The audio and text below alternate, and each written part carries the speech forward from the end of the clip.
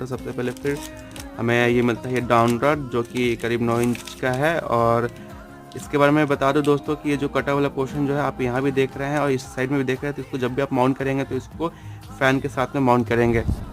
इसके बाद हमारे पास कुछ ये कवर्स मिल जाते हैं और ये है, इसमें भी ब्रांडिंग वगैरह दिया गया है, काफ़ी अच्छे ब्राउन, चॉकलेटी ब्राउन में ये कवर्स हैं। इसमें फिर हमें ये दिखने को मिल जाता है कि ये हमें छत में, सीलिंग में माउंट करने के लिए काम आएगा। ये आप फैन बॉक्स में माउंट होने के लिए काम आता है। ये इसको रखते हैं साइड में।